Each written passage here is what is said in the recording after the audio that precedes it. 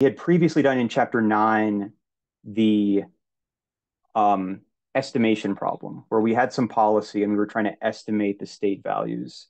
And now we're onto the control problem, which is what we had done already in the tabular case. So to review the sort of space of techniques and the reasons why we use those techniques, we had this goal of maximizing G, where again, G is defined as this discounted sum of rewards, either out to infinity or to some terminal state if the problem actually terminates somewhere. And we're trying to estimate the expected value of this because this sequence is for a particular set of rewards that you would experience choosing actions in an environment. But since the environment, we're assuming that the environment dynamics have some set probability distribution to them.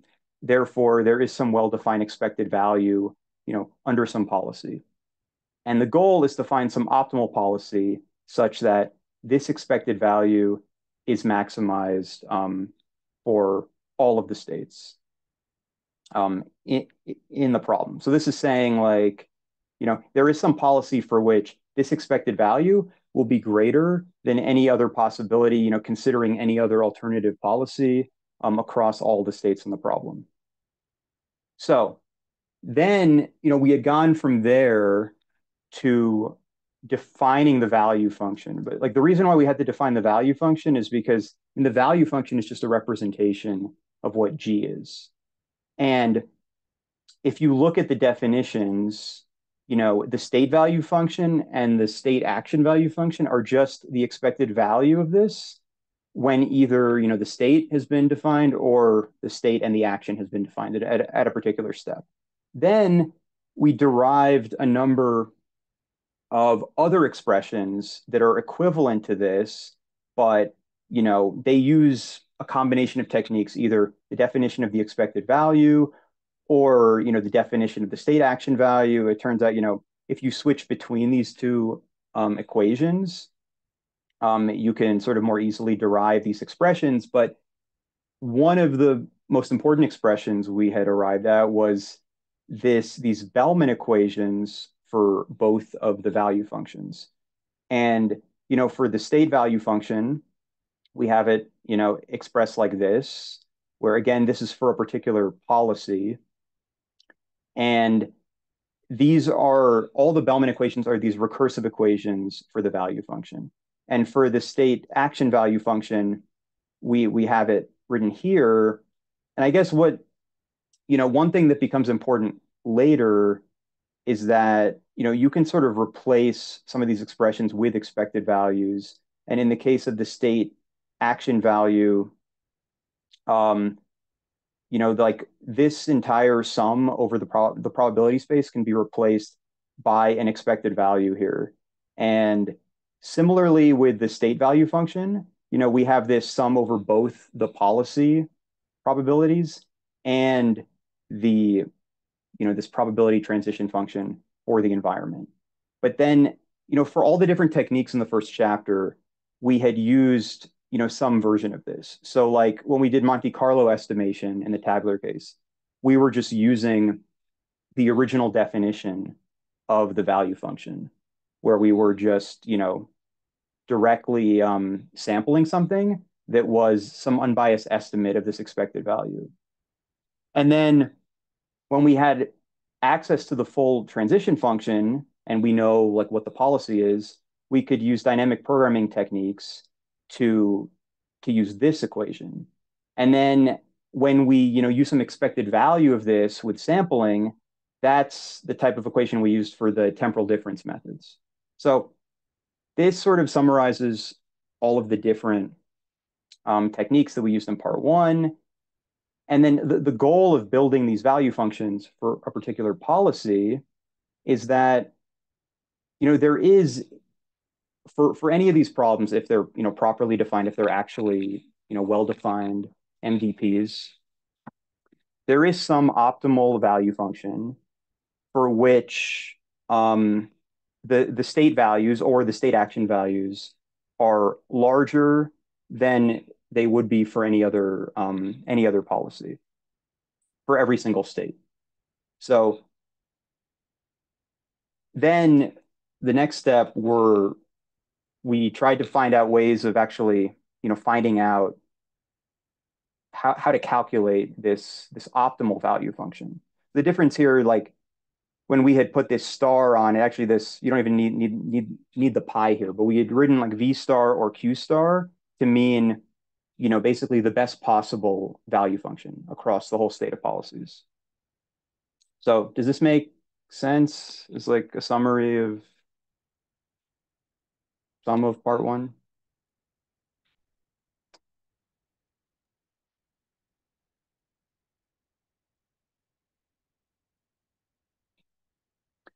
So, then one of the important things that was derived was the policy improvement theorem, which is summarized here.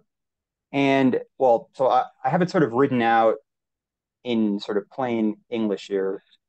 And then this is sort of the equation form of it. But the policy improvement theorem, which was proved in part one, we had been through that before, says that if you have some policy and then you have the associated value functions, and then you consider a new policy that would select a different action at a given state, such that the value estimate of that new action under the original policy is higher than the value of that state in the original policy, then that implies that this new policy has a state value function which is greater at every state, right? Because here, like the leap that the theorem links is that this statement is only in reference to the value function of pi, not of pi prime. But then what the theorem proves is that then the actual value function of pi prime is better. By better, we mean it has better state values than the original. And the theorem also provides a pretty convenient way to construct a policy which meets this criteria, which is if we just consider a policy where at every state we just pick an action, which is the maximizing the action with the highest value of the original policy, at which we can end up computing that. Like this is showing that if we actually have this p, then we can even compute this from the state value function, or we can use the q. But either way, this policy meets this criteria. So if we construct this new policy, then this is actually a way to guarantee that the new policy we have is improved, and then this process can be iterated. And if you consider a point where the policy, like if you look at the policy at every state, and the action selection is already equal to the maximizing action under the estimate, then this process will have converged because there will be no change to the policy.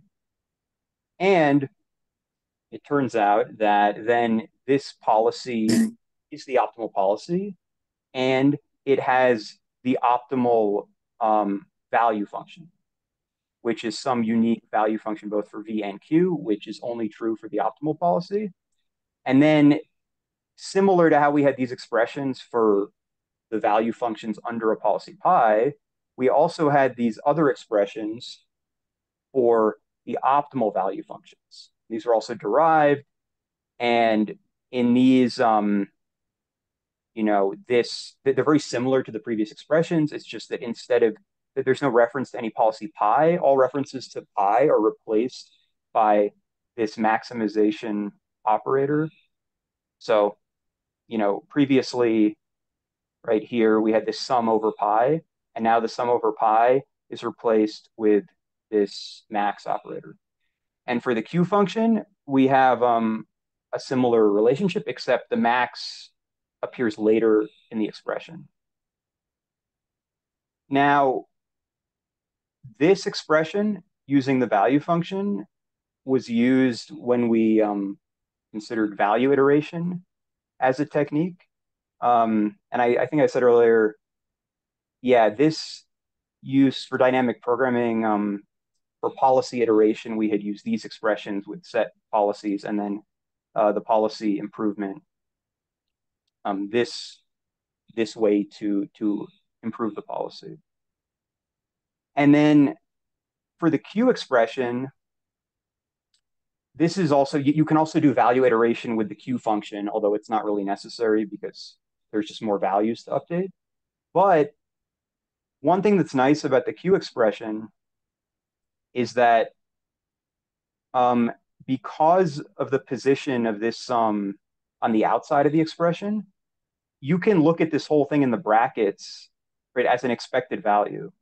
And it's not even an expected value under the policy because there's no reference to the policy in this expression.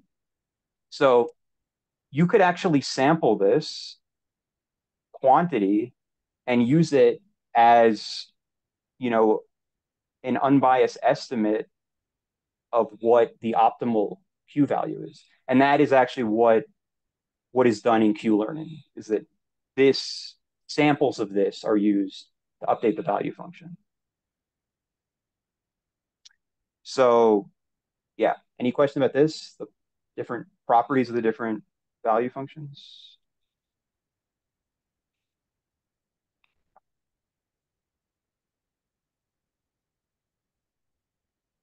So, if you look at the policy improvement theorem, there is this, one way to make use of it is, we can start with a random policy. We can then use any of the previously mentioned techniques to try to compute the value function and then derive an improved policy. And then we can repeat this until the process has converged. And when you use dynamic programming, like to compute the value function, like which was, like using this expression or this expression, then that's what we had referred to as policy iteration, because we end up with a sequence of policies. So to get to what is in chapter 10, these are all the different ways we had previously found the optimal policy. So we had the sort of initial idealized case where we had a full list of all the states and actions, and we had P available. And when we have all this information available, we can either do value iteration or policy iteration. Value iteration is the simplest because you only need to have V, and it ends up using that. It just directly uses this expression for the optimal value function.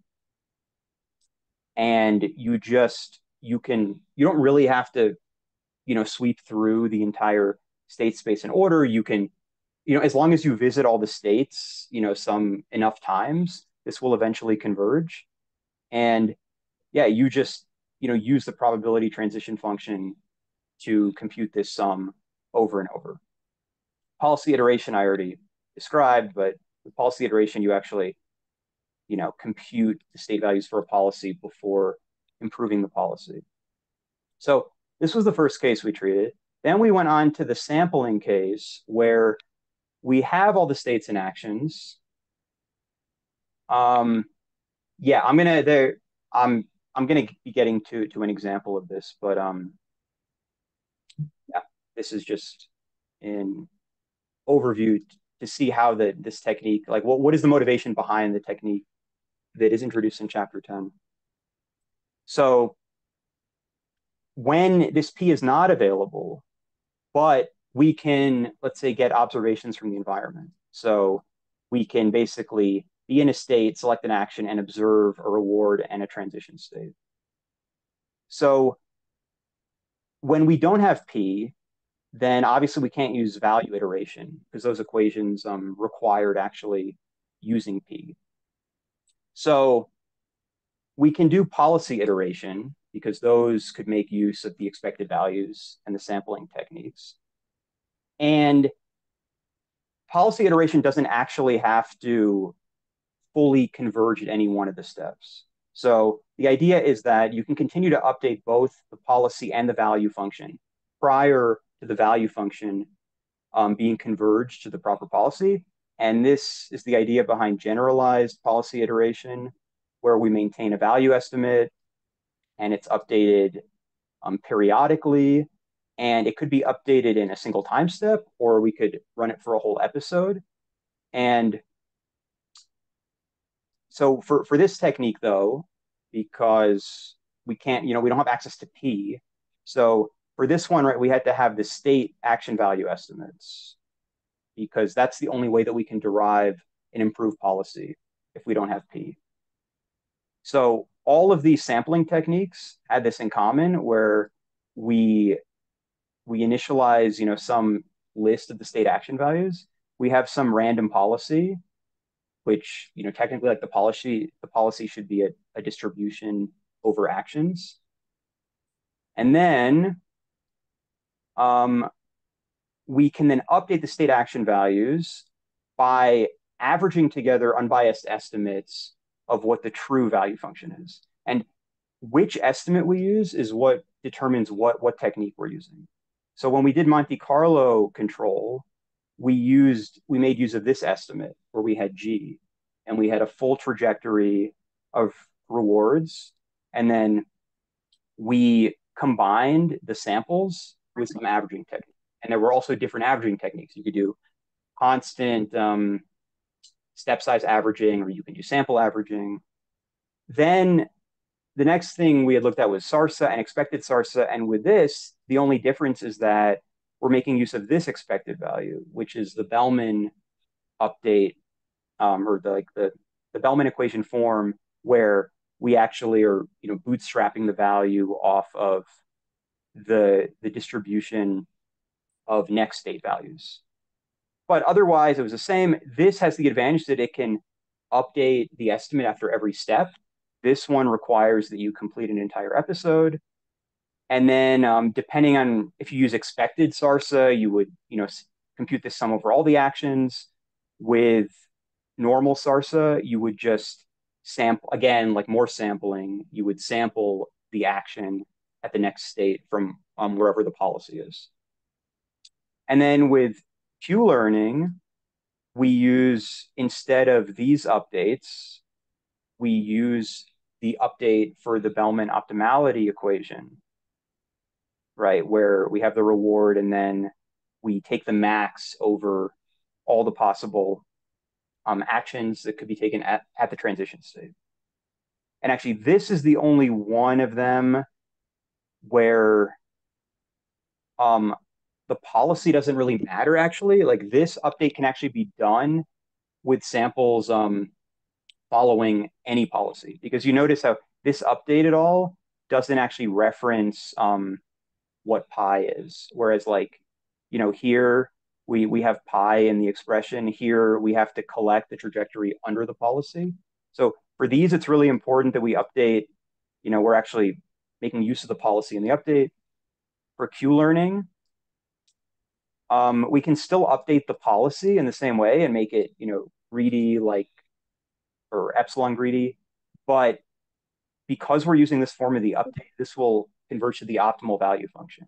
Whereas these, there's this nuance that we have to guarantee exploration, which I won't go into now, but that was already discussed in part 1 of the book. So then we, for part 2, had moved on to this non-tabular case. And in the non-tabular case, we're still kind of considering that the actions are tabular. So we still kind of have a discrete list of actions, but the state space is too large to count or to enumerate in any kind of practical way. Now, this is something that this isn't really treated in the book, but even though the problem isn't tabular, you can still actually have the probability transition function for the problem. And if you do, then there's other solution techniques that you can use that, this is sort of independent of whether the problem is tabular or not. So because, we can't actually enumerate this state space, if we want to actually, estimate the value function, we have to approximate it with some set of like finite information. And one option is to use a list of parameters and some function that uses those parameters. But the finite information that we're using for the approximation is contained in these parameters. There were also these memory techniques we had gone over last time that use a set of past observations. But either way, we can only deal with a limited set of information. And um, also, because of this sort of compression of information, the function can't guarantee that a change to one state doesn't affect other states. So we previously had the goal of finding the optimal values for every state. And that's clearly no longer possible because we don't even know what the values are of every state. So this new objective was introduced, which is sort of arbitrary. I mean, it's convenient, but one of the objectives that we considered was this value error objective, minimizing the value error. So it's sort of a natural choice. The actual using the squared error is sort of also another arbitrary choice. But the idea is that we're going to try to select parameters that minimize the error of the estimated value function with whatever the true value function is. And in this case, the error we're using is a squared error. You could also use, I mean, there's other error functions you could use, like the cross entropy loss. And this error is also being calculated over the distribution of states visited under the policy. And that's another important point that comes up because, you know, we care more about, I mean, this is just saying that we care more about the approximation on the states that are visited more frequently under the policy. I mean, I guess it's sort of ill-defined if you just say you want to just minimize this over all of the states, because I mean, you can never actually go through and enumerate all that. At least like this distribution in theory is known. Now, you can then in chapter 9 try to imagine that you want to do this minimization with stochastic gradient descent, which is common way to minimize error or to optimize parameters to minimize error. And we had derived this update rule for these parameters. So I haven't said anything about like what the value function is, but let's just say there's some, it uses these parameters in some way. We can take a gradient of it. And if take the gradient of this error, this update rule is just the gradient descent update rule where, here we're using samples of the states. So it's stochastic because, in order to minimize this, we would need like this entire sum over states, which we've already said is impossible. So the best we can do is just sample the states according to this distribution and then do gradient updates as they come. Now, this parameter update requires us knowing the true value function, which we don't know. Obviously, if we already knew it, we wouldn't even need to do the approximation in the first place. So what we can do, just like we did in the tabular case, is just replace this with an estimate of it, with some, unbiased sampling estimate. And then all of the techniques that we're going to consider here are going to mirror the previous techniques. It's just that instead of doing the averaging update, like before we had computed this estimate and then average them together somehow to form the state value estimates. And here, instead of averaging them, we're going to use them in the gradient update. So, but like most of the techniques are going to look almost the same. It's just that what form we use of this estimate is going to change. Now, typically, like for all the sampling techniques before, we had needed to compute, Q, because Q is what was needed to do policy improvement. But I said, or like, you can consider a case where you still have to do approximation, but you do have access to P. Now, if you have access to P, then we can look back at the Bellman optimality equation, which was this, right? And we can then just try to use this as a target value in the gradient update, right? So just like we had done before with the dynamic programming technique or with value iteration. And then you can sort of imagine doing a gradient update like this, where I've just taken this expression and then you can replace, in theory for this to work, this value function here should be the true optimal value function. But when you do this with an iterative process, you're bootstrapping it on values you currently have. So here we have v hat of s prime, and here we're summing over all of these things are sums or maximization terms. So the action, the transition state, and the reward, this is considering all of them. The only thing that's fixed are the current set of parameters and the current state that we're on. And then we still have the gradient term. And then because we have P, we can then derive pi, or the optimal, or the greedy policy, by using, this expression, this sort of, here we are using P to derive the state action values from the state values, which is sort of what we had done before. So that's like the advantage of having P, is that you can only make use of the state values. Now, this, like actually these semi-gradient techniques in chapter 10, this is not technically correct, because when I derive this update rule with this gradient, it's assumed in this that v pi doesn't depend on the parameters, right? Because here I've taken the gradient, I've applied the chain rule here, but the only way this expression works is if whatever I'm using to estimate v pi isn't also a function of the parameters. And that's why whenever you replace v pi with a target which uses some bootstrapping, like here, the v hat is inside of whatever estimate I'm using, then this gradient is no longer valid. That's why, even in chapter 10, this Sarsa control is labeled a semi-gradient method.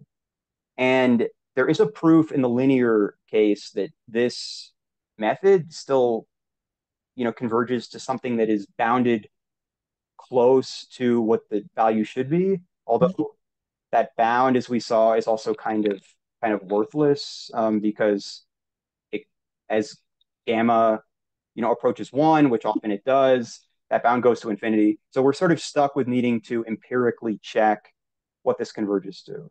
And that, if you want to look at the recording from last time, we already looked at the TD fixed point and how what this ends up converging to could be substantially different from what the true value function is. But we still try it anyway. And actually in chapter 10, the only techniques considered are these semi-gradient techniques. All of them have in common that the sampling value makes use of the current parameter values. So then, finally, what's considered in chapter 10, what chapter 10 really starts with, is this case where we're in, the state space is too large to enumerate, and we don't have P. So now we're back in the situation where we have to approximate state action values, not just state values, because we don't have P. And they don't really put this here, but here what we're minimizing is the value error that is sort of across all the enumerated actions, where now we're using Q and Q hat instead of V hat. So now we have some set of parameters that are used to approximate state action values. And then the gradient update, which is written here, it ends up looking exactly the same as the one, right, as this one, except that now this U is going to be whatever the true value is of the state action values of QSA. And then, this Q hat is replacing the V hat, but otherwise it looks exactly the same. And then all of the techniques will basically look the same, except that this U will be replaced by a different estimate. So just like before, these are sort of the common options that are, this is the only one considered in the chapter, actually. Hi, I'm Steve Houston, and I'm excited today to bring you a free head drawing lesson. Sorry, if you have a question, let me know, but it sounds like you were just unmuted.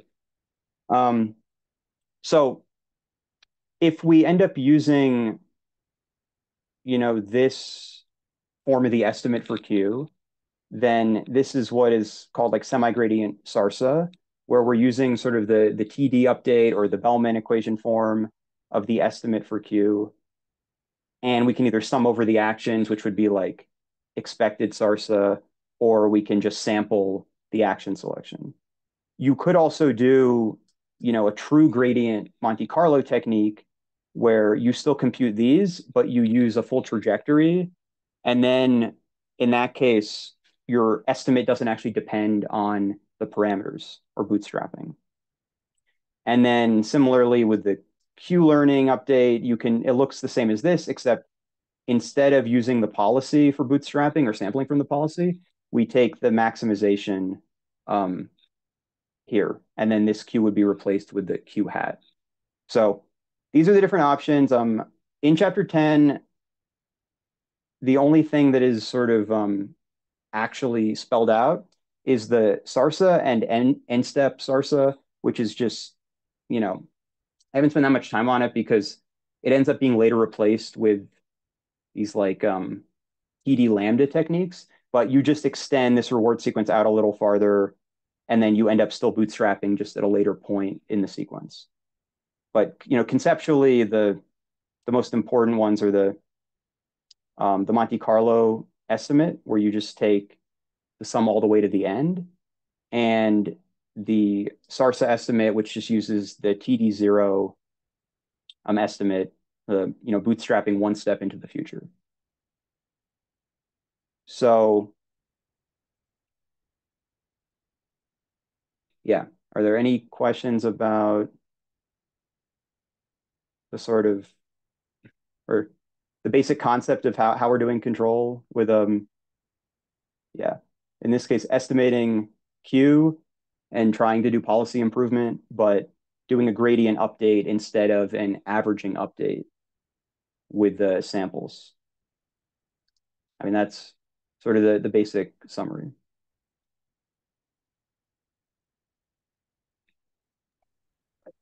Yeah, I think the gradient update makes sense compared to the sampling update due to the action space being too large. Oh, well, actually, the action space should be fine. The problem is the state space. You see, all the problems we actually look at, actually, a lot of the techniques really depend on not having a continuous action space. I mean, there are techniques that can make use of that, but for now, a lot of problems that ends up not really being that important. And often you would end up even discretizing the action space just to make it finite, even if it could, in theory, be infinite. Oh, But yeah, the state space, yeah. That was my mistake. I meant the state space. Yeah, and that's why, and that was the state space is the reason why we had to define this new objective. So I'll make one more point before getting to the example, which is that all of this entire, like the entire reason why we're computing, Q hat here is to do policy improvement and to follow that pattern from before of generalized policy iteration. Now, that, the whole reason why we use generalized policy iteration is because of the policy improvement theorem. And the policy improvement theorem relies on being able to make statements about the value at a specific state. And here that's no longer possible. Like whatever estimate we have, there's no guarantee we have of, one state affecting another state. because this function by its construction is generalizing values across the state space. So we no longer have control over particular states independently getting better than others. So the truth is that the policy improvement theorem does not apply to this technique. So there's no reason why doing generalized policy iteration with this type of approximation would actually get to the optimal policy. And that's even true, in the linear case. We said if we do this like semi-gradient technique with linear approximation, we at least have some convergence guarantee, which is already kind of weak. But even with gradient Monte Carlo, which doesn't even have any problem, like with any, like it's a true gradient method, it is, guaranteed to converge to this minimize value error. It still doesn't mean that policy improvement applies to that. So I would say you can try an example, and like a lot of these things end up working in a lot of cases, but there really isn't any theoretical like if you try a problem and it ends up failing, there's really no reason why it should have worked in the first place. Because you could pick an approximation technique where you try to do policy improvement and it truly just can't work because like the way the function is constructed, it's just it doesn't work this way. Now there's like plenty of state spaces where it ends up working, and we'll see. Obviously, the example chosen in the book is one where it does work, conveniently. But so we can look at least like the first technique in the book. I mean, I already kind of laid it all out, but it looks just like Sarsa from before. We don't actually even need to worry about episodes here because this technique works for continuing problems. You do have to, I mean, yeah, you can just go step by step. If the problem ever does reach a terminal state, then you can just end up resetting the state. Like here, go to next episode here. I'll show you how I have this Sarsa implemented. But here, there's sort of either you can set a maximum number of episodes or steps. It could terminate whichever one is reached first.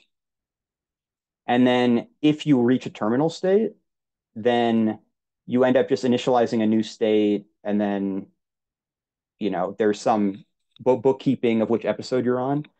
If you're in a problem that never has a terminal state, this will never happen, which is fine. It will just, although you have to make sure that the max steps is some finite value, because otherwise, this will be a problem.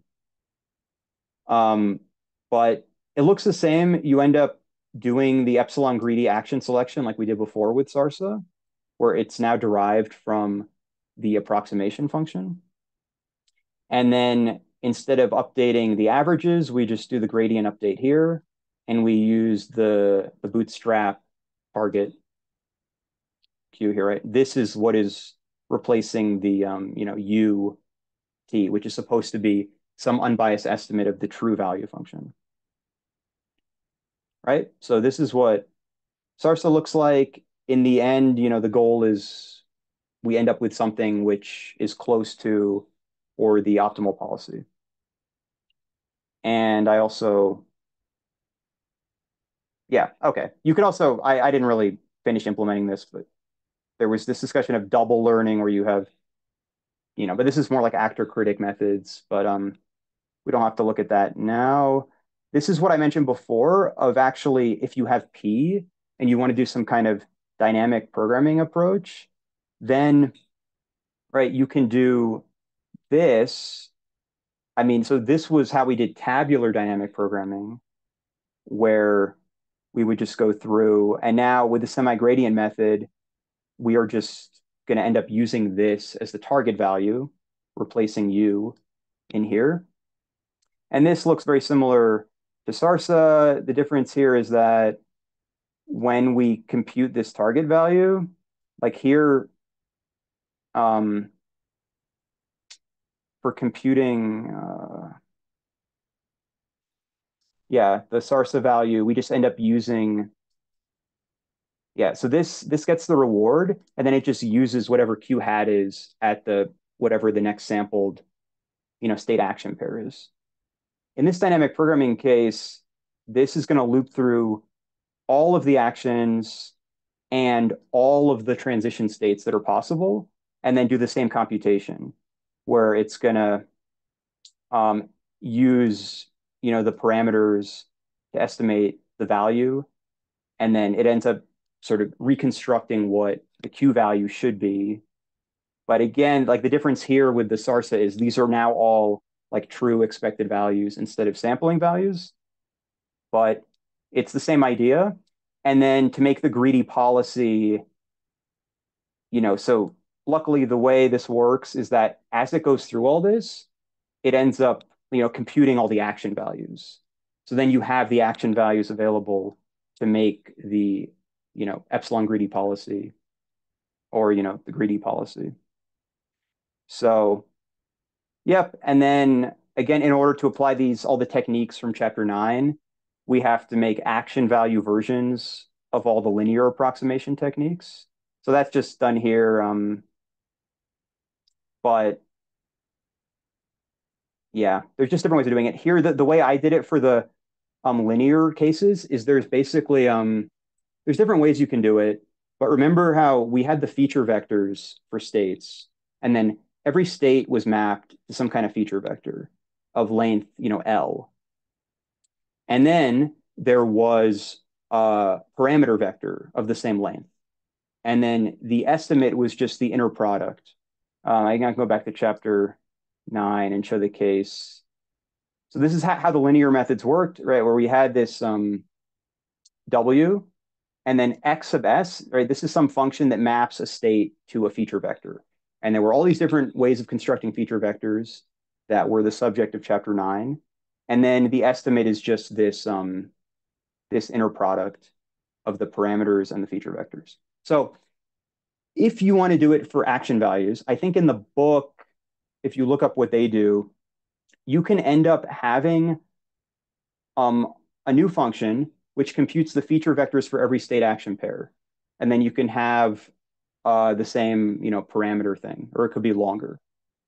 But I think sort of an easier way of doing it is you can just make it so that there's a separate set of parameters for every action. So if you have like 10 actions, so you have the same feature vector, and then this parameter thing is just a matrix instead of, a vector. So you just have sort of every parameter is just copied. And then if you do the matrix multiplication on this produces a single value, this inner product, but you can also have this matrix multiplication just produce a different value for every action. Because ultimately we're trying to get an estimate for all, for Q, right? For all of the actions for a given state. So I think it's an easier way of doing it because that way you don't have to actually change the state feature vector representation.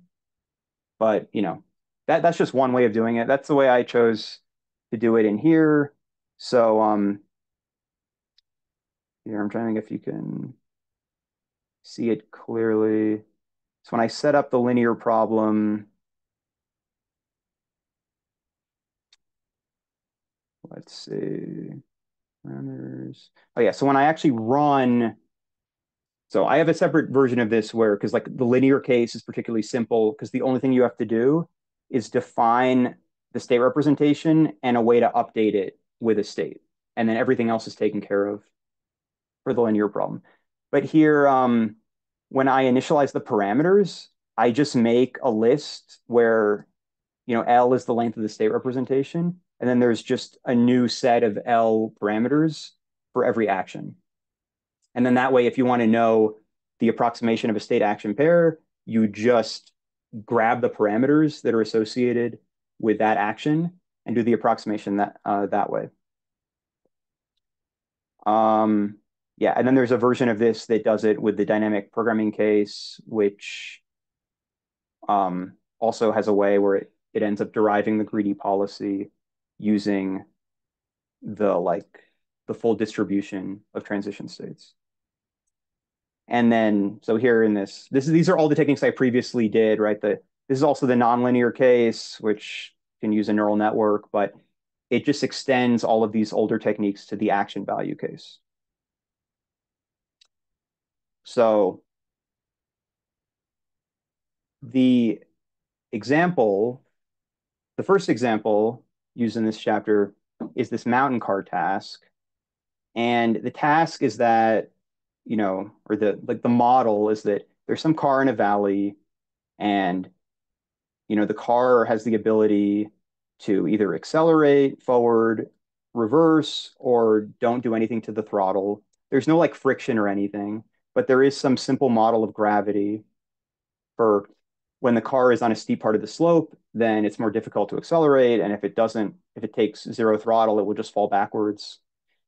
And these are, the update rules for the problem. So it's discretized in time, but the position and velocity of the car is a continuous value. So now this is a problem where the state space is, unbounded. There's an infinite number of states. The action space is quite nicely limited to just 3. And then the update rule for position is pretty simple. You just take the current position and add the velocity. This is all normalized. So like 1 tick is like the velocity is in units of whatever the ticks we're using for the problem. And then the update to the velocity of the car is the current velocity plus some small constant times, this value of whether either 1, -1, or 0. And then there's this cosine term, which is what's applying the gravity of however steep the slope is of this. And then there's this bounding on the problem. So the car ends up being spawned at some point here from -0.6 to -0.4. And then if the car ever ends up on this edge, which is -1.2, it's just set to 0 velocity and the problem continues, but the position isn't changed at all. And also the velocities are bounded from between these 2 values. So these are the constraints on the problem, the car, and if the car ever reaches the goal, which is at position 0.5, then the episode ends or it gets a reward. And actually, this is sort of defined as an episodic task. So without a discount rate. So the reward is -1 on every time step.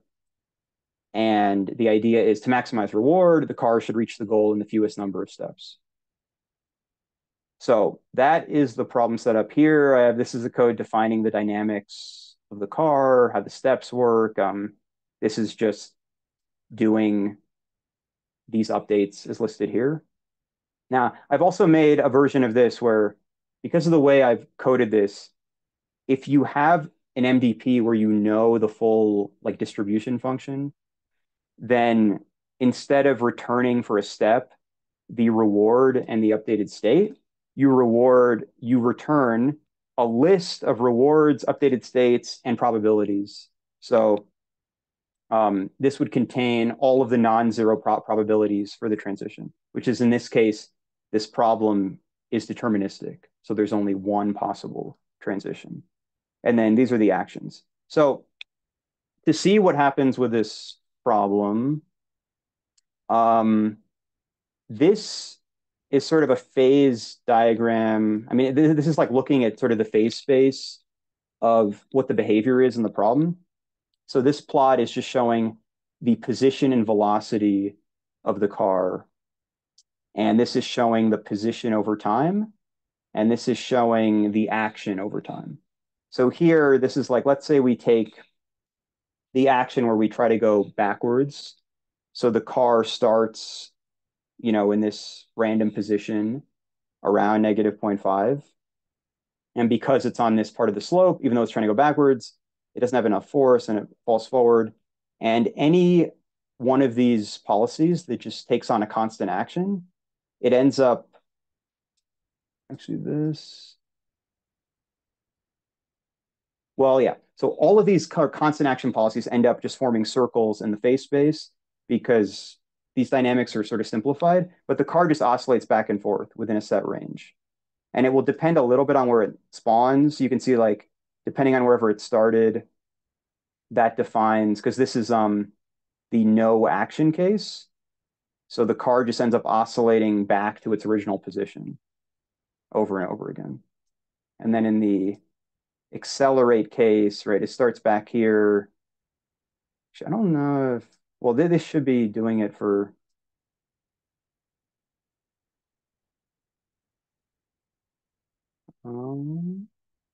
yeah. Well, anyway, it just ends up forming circles, and any sort of constant action has no ability to reach the goal. Now, you can also look at, like, this is showing the trajectory for a random policy. So here's like the actions, it's just random. And if you make it a little longer, you can see it will just make, it's also oscillating within this bounded region. Now, another question you might ask is, well, under the random policy, like, can the car ever reach the goal? Or how often does that happen? And it actually can. I have it here. This is saying this is the number of samples. So this is like averaging 1,000 samples of this. But here, if I run an episode with the random policy, and I put a cap on the number of steps, so it'll stop after 100,000 steps. Then this is the percentage of time that it actually finishes, like it reaches the goal. So if you let it go for 100,000 steps, about 8% of the time. Oh, sorry. No, this is the percent of time it doesn't finish. So this means that if you give it 100,000 steps, over 90% of the trajectories will end. But this isn't actually the average, because I'm not taking this out to infinity. But you could see it's about like 40,000 steps. So you can reach, like you can finish the episode, but it takes quite a lot of steps, which is, this Sarsa thing. The advantage of this, like we saw before, is that we are updating the parameters after every step. So we don't actually need to finish the episode. And the disadvantage of the Monte Carlo methods from before is that if we start with a random policy, it only works if the random policy has a way of, finishing the episode. And that is true here, but it might not be that convenient. They don't even really consider a Monte Carlo method in the book. Now, okay, so this is what the current situation is. So it seems like, randomly it is like pretty hard to stumble upon reaching the goal, or at least it takes, quite a long time. I mean, if your implementation runs really fast, 40,000 steps isn't that bad, but you could imagine in, a more complicated problem where just the probability of reaching the goal would be really, really small. Now, there's something else you can do with these kinds of problems, which isn't, it's sort of a different way of approaching approximation, but you can try to just turn this into a tabular problem. And this is sort of what happens when you make feature vectors. But let's just say that I take the state, like this state space, and I just discretize it. So I just chunk it up into little regions, and same with the velocities. And I end up just forming like this grid of positions and velocities. And then I want to form what would be a tabular problem in this case. And in order to form a tabular problem, I need to get the probability transition function for this like bucketed version of the problem. And doing this has problems because what you're computing isn't actually the correct probability transition function. But I think the logic makes some sense where, so let's say I take this approach where I end up, discretizing like the range of positions and velocities. And then I have a way of where, like, if I have a state, right, I have a way of bucketing that state into this index, or like, so I have this big matrix of this n by n matrix of positions and velocities. And whatever state I have a real value of position and velocity. and I can just map it. And this is a lot like state aggregation, like we saw before, where you just, take a group of states that are within some small region of each other and you put them together. So this is sort of like doing state aggregation with linear approximation. But since the problem is totally deterministic like this, what I can do is I can, pick like some representative state. So in this case, if I have this grid, I'm gonna, take a state in the grid, and then I'm going to, compute the step for it, and I'm gonna then bucket the transition state, and then I'm gonna make this deterministic um, transition map where I'm just going to say, okay, for whatever representative state I picked in this bucket, I'm going to see what bucket it maps to. And then I'm going to say that every time, there's a state in that bucket, it ends up in this other bucket. And I'll do the same thing with now in this case, the reward is trivial because it's always -1. So this part is not even an approximation. So is this clear what I'm doing here with this problem is like there's this right like this is also this graph, right? The position and velocity, these are continuous values, and I'm just taking it and I have a way of, for whatever the state is, assigning it to some point in the grid. And then yeah, I'm doing the same with the transition state. Because then this ends up forming this deterministic, I'm using this thing I had before from the tabular problem, but because this map, there's only a single value for each of these maps, this is like a deterministic map. And now that I'm in the tabular case, I can select the random policy in the tabular case. It looks like this. So here I've done it as an example, right? If I select the number of positions and velocities, actually, I think I select that later. Yeah, so here, so if it's like 500 by 500, then this is a tabular problem with 250,000 states. So this is what the random policy looks like. And then this is like the acceleration policy. Now, does it make sense to people that if I take the limit where this goes to infinity, where, where the discretization is infinitely small, then this should converge to the true problem, right? Like, does that make sense?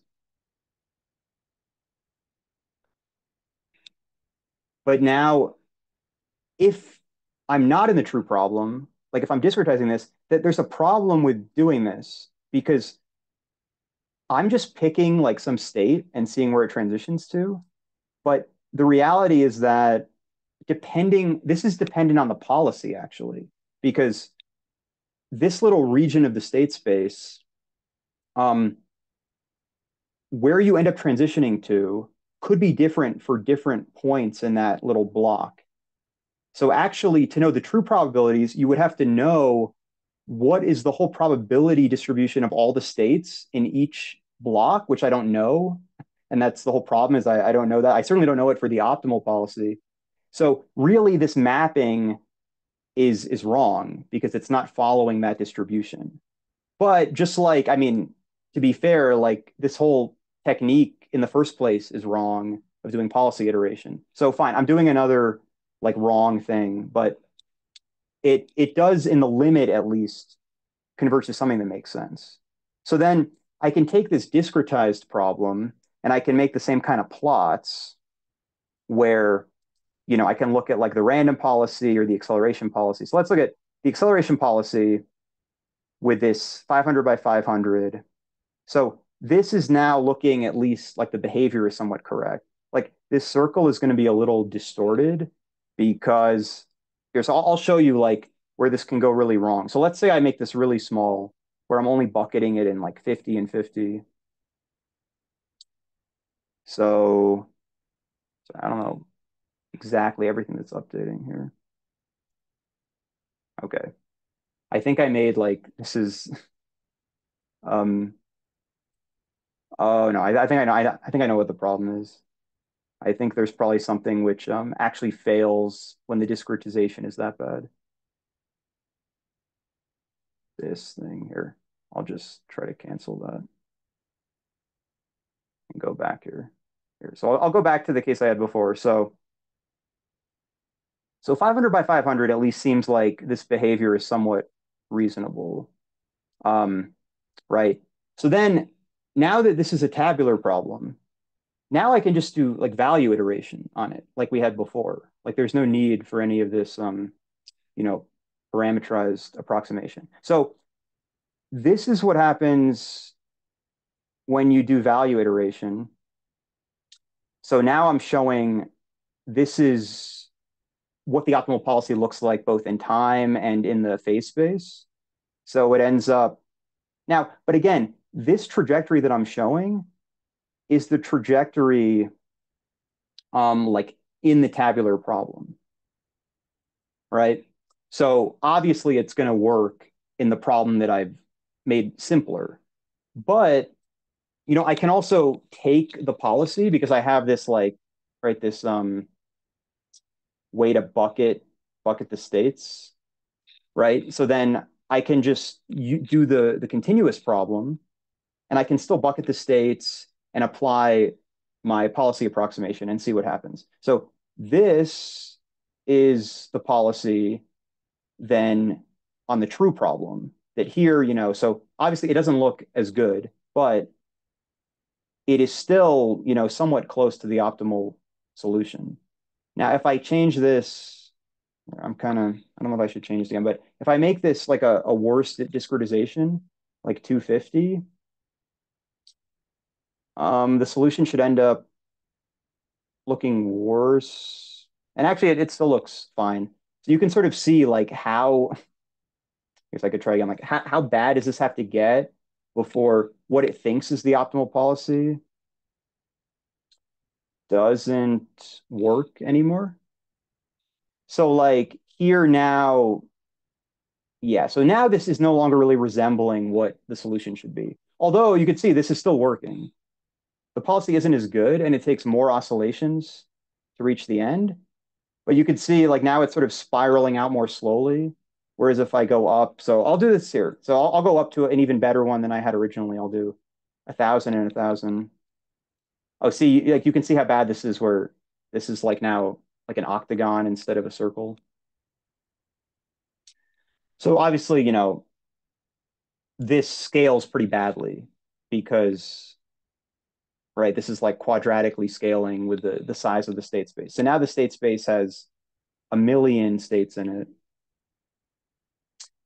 And now you can see, yeah, so this is now converging very closely. Like this is now even hardly looks different from the discretized version. So again, like this is what the policy looks like in the sort of fudged problem. And this is the sort of, what shouldn't really work properly as a solution technique, but apply to the true problem. And this is looking pretty optimal. So the other thing that's nice is then just like with value iteration, right? We also get the value function. So this is what the value function looks like in the discretized space. And I don't know if this is the true value function, but we can see, I mean, this is sort of some proof that at least this is close to the optimal value function because it's working on the true thing. So what's nice about the value function also is you can see that, we start somewhere in here and at every step, right, the value should be improving if the policy is optimal. And you can see like this trajectory should actually be, well, here it's actually starting like kind of in this little nook in here, but it's basically following the spiral out of the value function because like it could never cross a barrier like this, the policy, because the optimal policy wouldn't do that because that would mean the value estimate was wrong. Like if it suddenly changed from negative 77 to negative 20, it would mean that the value estimate wasn't correct in the first place. And the whole point of this is that this value function is the correct optimal value function. And then this is the optimal policy which it looks pretty complicated. And again, I don't know how many of these little fringes are the result of the bucketing versus like the true answer.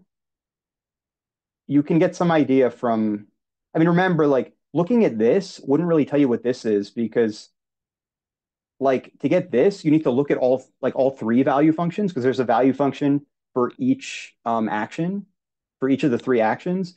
And the optimal policy here is which one of those has the higher value here. So you do see the spiral pattern, but exactly where these fringes are, because here it looks like it's pretty dense and it's not even broken up. So I don't know if these fringes are supposed to continue all the way in. Probably they are. The problem is, so anyway, in the book, they have this diagram of a value function, which they said is computed with this tile coding thing. And I'll show other value functions computed with the semi-gradient technique.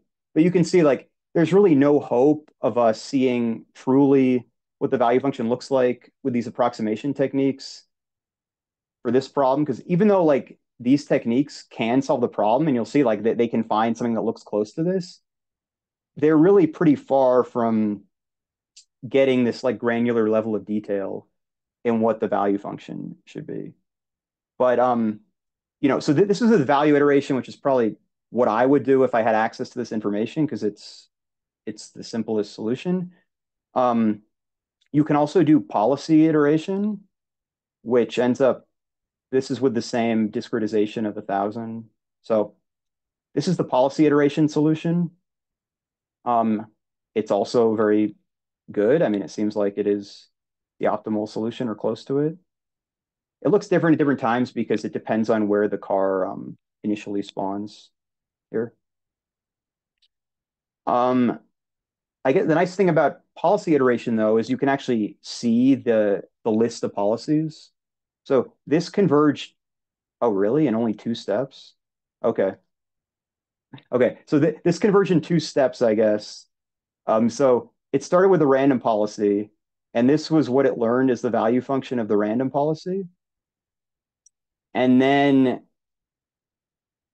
or maybe I limited this to, either it did it in 2 steps or I limited this to 2 steps.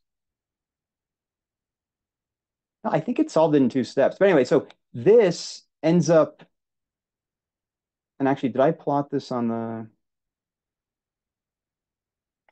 so anyway, like if this solution is also optimal, you can see that the policy it learned, like this policy doesn't look much like this other than the red is sort of on top and the blue is on the bottom. But you can see that like you don't have to find this to solve the problem.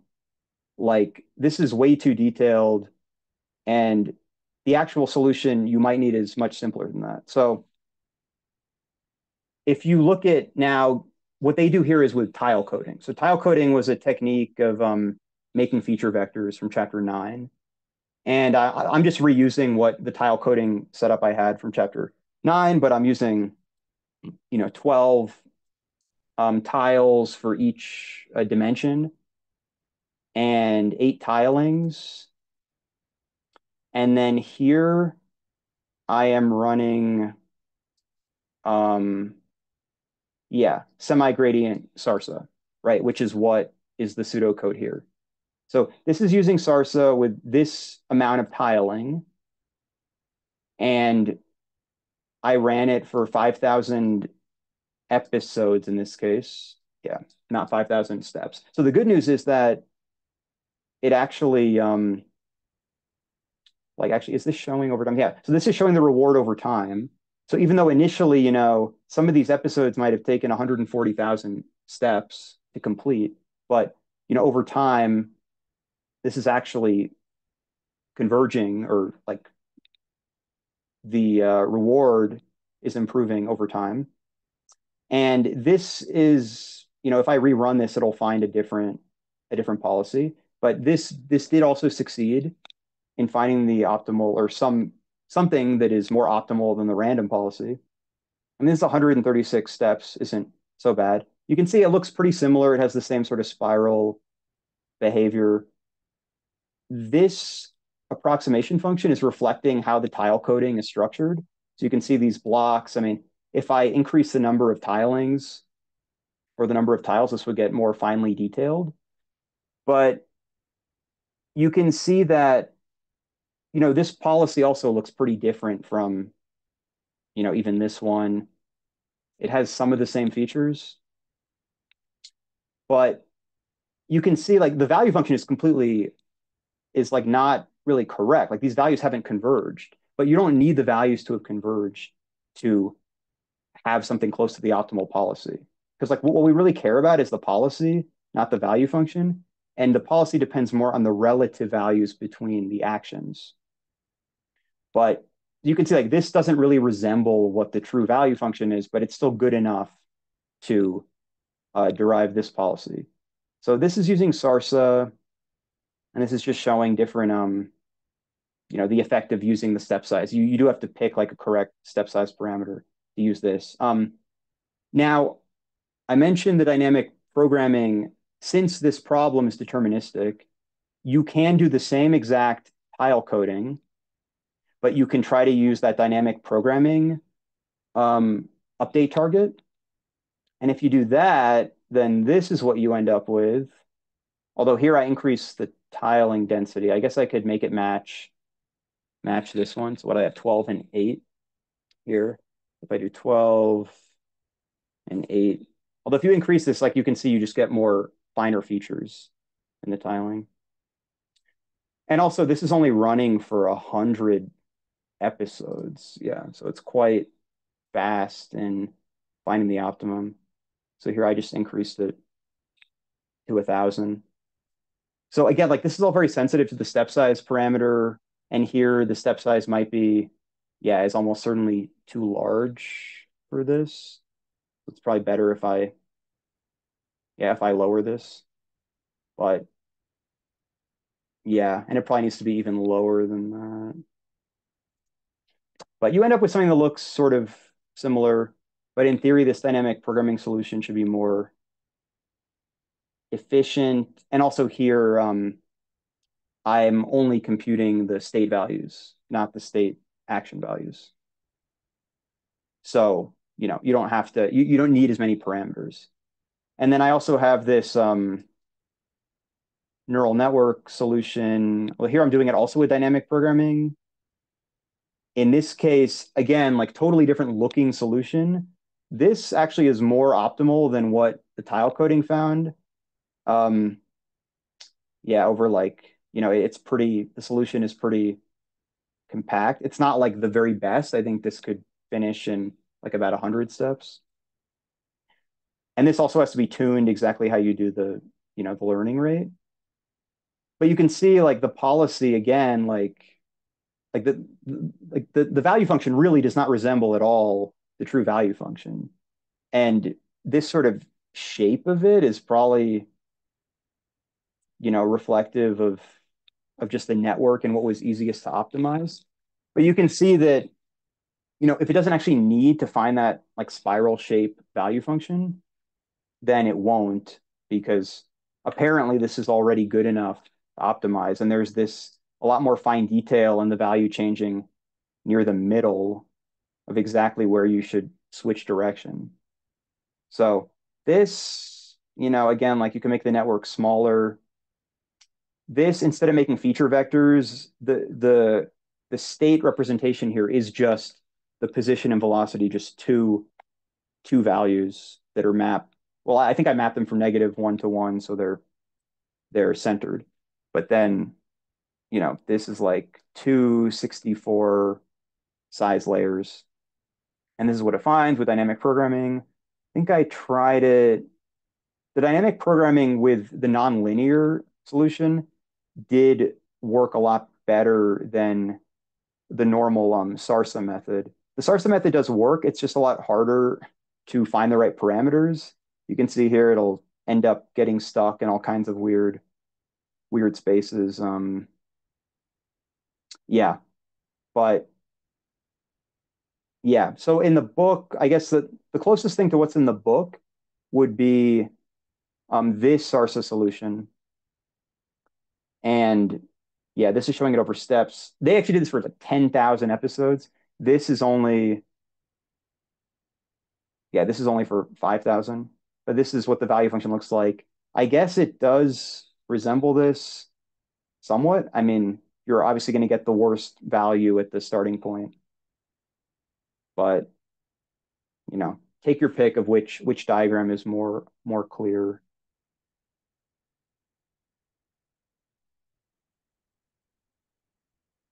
Yeah, but anyway, the reason why I did this tabular thing is as I was trying to look at these different value functions and do the nonlinear case, I really wasn't sure what the value function or the optimal policy should look like.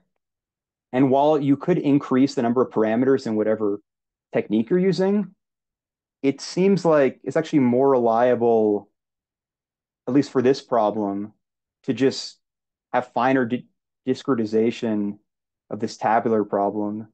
And then, I mean, you can already tell that like this does make sense as what the true value function should look like, as opposed to, a function that looks like this, where, but this also hasn't quite converged yet. So that could be part of the reason. Well, yeah. Are there any questions about the mountain car task in general? Why there's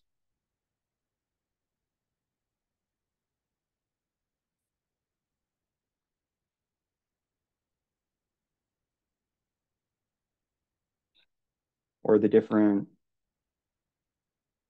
yeah, solution techniques?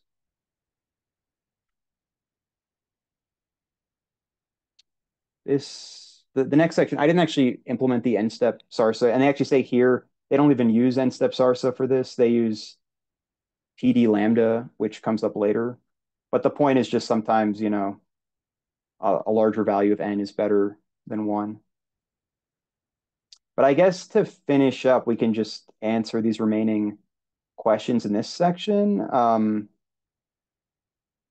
Which I actually, so when we discussed this, I actually did give pseudocode or code for Monte Carlo gradient methods, but the question is, why have they not provided Monte Carlo methods, and why is it reasonable to not give pseudocode for them? How would they perform on the mountain car task?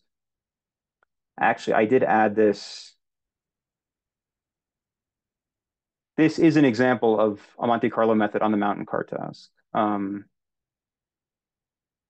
Just FYI, which you do have to wait for an episode to finish for this. You can see the solution it found is a lot less efficient than the other one, but also if I tweak the parameters on this would also be a better solution. But yeah, I already kind of mentioned it, but it's the same kind of answer as before about why would you not try to use the Monte Carlo method to solve just any task in general? And why would you instead use, a Sarsa method, which like this, well, not like this, a plain Sarsa, which performs updates on every step.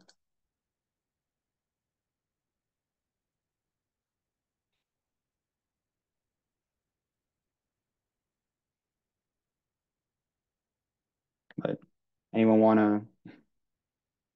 I already kind of said the answer previously, but I can go over it again.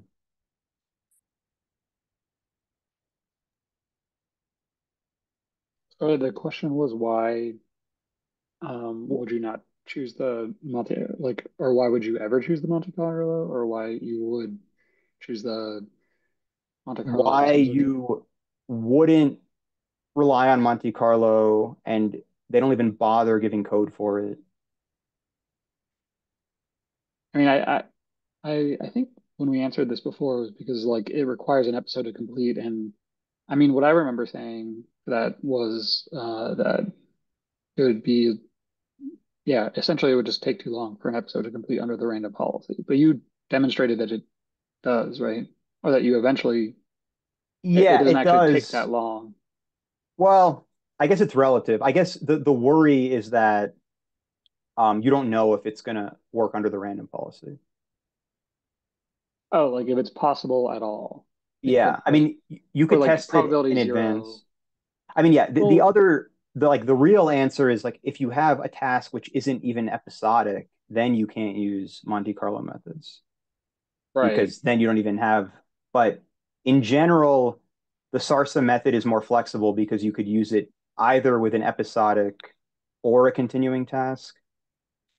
And yeah, I mean, if the reward, like in the past, like in this case, we have a reward of -1 every step.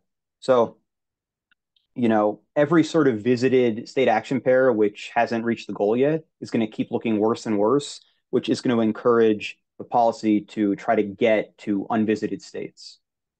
Right. Um, Right. and that would, I guess, could also be true in the discounting case if the reward was 0 and 1 at the end. Um, Yeah. would be getting a reward of 0, but if you set it at -1, you don't have to worry about discounting. Now, but like I said before, that relies on the policy improvement theorem and other things working. You could have an approximation function where even if you keep like punishing visited states, because of the way the approximation works, it still may not encourage visiting unexplored states because maybe all of those states end up, filtering values out to the other states, and everything just ends up, getting worse together as values. I mean, it entirely depends on how the approximation works. If Right. you're doing like state aggregation, assuming, but that's like in this case, state aggregation has logical sense because like you can just group states like this and they're mapped according to position and velocity. But there's other problems where you could have some arbitrary mapping of states that are like close to each other, but whatever your distance metric, I mean, even in this case, like we have like position and velocity in its two axes, but these aren't necessarily close to each other in a meaningful sense. Like just because Right. like so I'm just saying like there are problems where that mapping could be bad and you still wouldn't end up, getting to something optimal. But, Right. I guess it's better than the Monte Carlo case where your random policy may just never terminate. Yeah.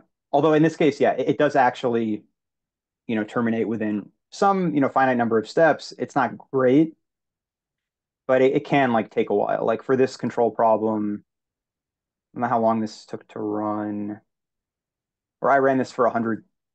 Yeah. So here I also cap the steps. I mean, also another trick you can do is I did cap the number of steps here.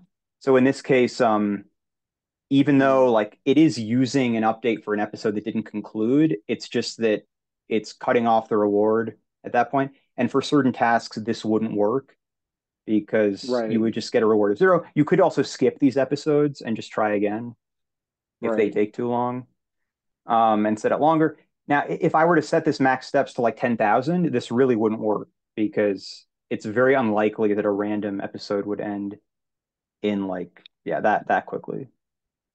So yeah, that's why they don't provide it. But again, like you can do this. I mean, just like you can also do dynamic programming with this problem, even though they do it with sampling. Because like anytime I mean, probably I would say anytime a problem is deterministic like this, you're probably better off using the dynamic programming solution and using the state values because then you don't have to, you just have fewer parameters and like you don't need the approximation function to try to figure out the dynamics here of like what the next state is going to be. Right. Like you Right. can have that be explicit um, in the problem. And this is Well, not if only it's deterministic and you have the dynamics, which yeah, if you're doing DP, yeah. yeah, this is yeah, and even if it's not deterministic, like but you can compute the probabilities, then you can still do DP. Yeah. Because like Yeah. you don't really have to sample, especially if the transitions, if there's a lot of them, and you actually can ahead of time compute the probabilities, you don't have to have all that sampling error. You can just, bake it into the technique. Right. And then so this is, oh yeah, give pseudocode for semi-gradient once of expected Sarsa.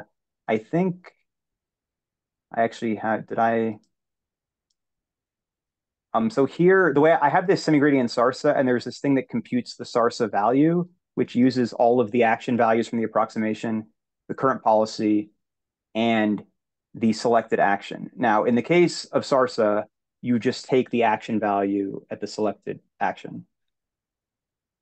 These are the action values at the next state, the transition state. So you can see that here. I take estimate, or sorry, compute Sarsa value. Oh yeah, sorry. So here, compute value is compute Sarsa value, and right, it's using compute value. The action values have been, in this case, filled in at S prime. So then, if you want to do expected Sarsa, which I hope I have the code here somewhere, but if you do expected Sarsa, that compute value function just sums over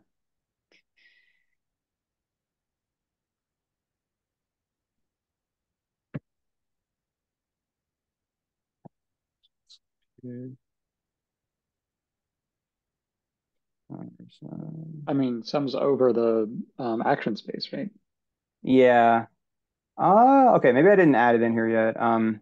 Oh, here we go. Yeah, compute expected Sarsa value. So here is it's just a dot product of the action values in the policy. And then, to do semi-gradient expected Sarsa, you just do semi-gradient Sarsa, where the value computation, right? I'm just replacing the estimate with the one that does this. Same with Q-learning, right? It's just the maximum over the action values instead of the sum. So this is another thing that isn't, I guess, explicitly mentioned, but you could also do this like semi-gradient Q-learning, which is kind of like the semi-gradient dynamic programming, except you have the Q values. But yeah, either way, you're replacing expected values with something else. And also the semi-gradient Q-learning is nice because like with other Q-learning, you can increase the value of epsilon with exploration, and you don't really have to worry about the value estimates getting worse. Same with like if you do the mountain cart task, I have the dynamic programming.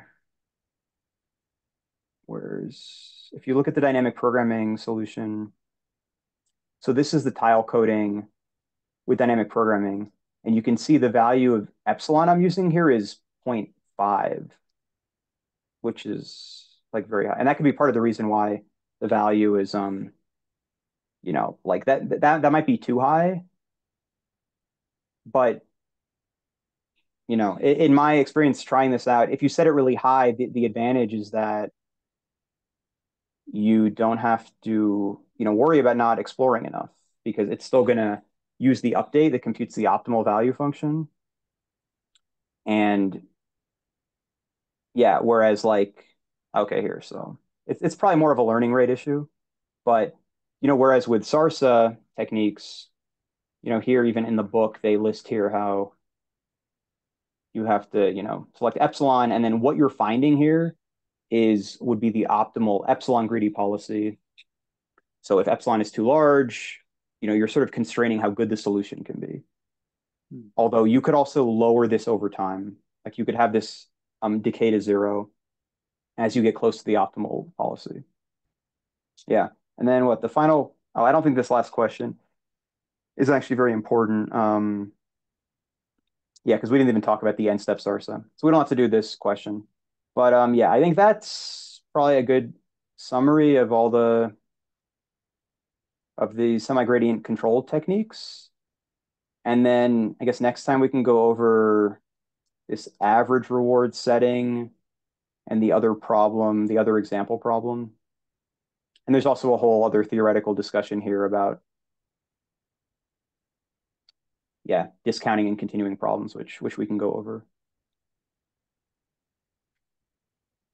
Yeah. All right. That's probably enough for if it's not enough for next time, we could also, I mean, chapter 11 also is also like very theoretical, and I don't know if it has, yeah, it has a bunch of interesting examples that are like toy examples of pathological cases. So it's possible we'd have time to start on chapter 11, but I guess we'll see how quick it is to go through the average reward setting. But yeah, here, this was longer because I added a bunch of you know, other techniques, but all the other techniques are just extensions of the previous techniques. Here's that summary again of the different options for using approximation. Yeah. So if there are any other remaining questions or thoughts on the chapter or example?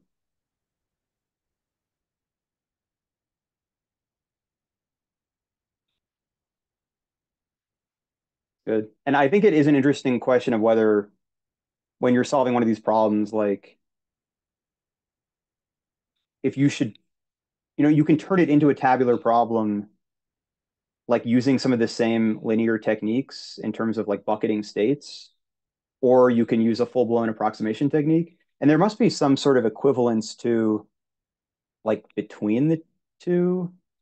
I mean, the reason why I was able to turn it into a tabular problem is because like I know the dynamics here. So the question is sort of like if you know the dynamics, it might be better to just fully compute like as much as you can about the dynamics and use that in the solution instead of trying to learn it through sampling.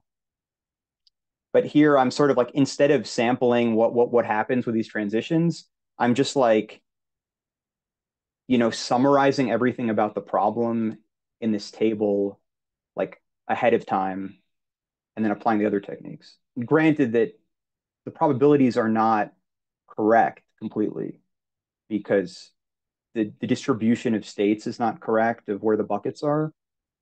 But I think it's a useful technique in terms of seeing what the process limits to. Like if it's possible to really get close to like that amount of discretization, if it appears like it's limiting towards something consistent, then you know that your approximation is good enough. But if you can do something like value iteration, the advantage is it's a very stable technique. You don't have to worry about selecting the learning rate or other parameters like that. The only thing you really have to worry about is how much you are discretizing it. And then, like what I did before, you can at least check if you set this like too low that, this ends up not like looking right because, this should be a circle. And, this is now way too blocky. Although it still actually worked better than the gradient or the Monte Carlo technique, even doing this. So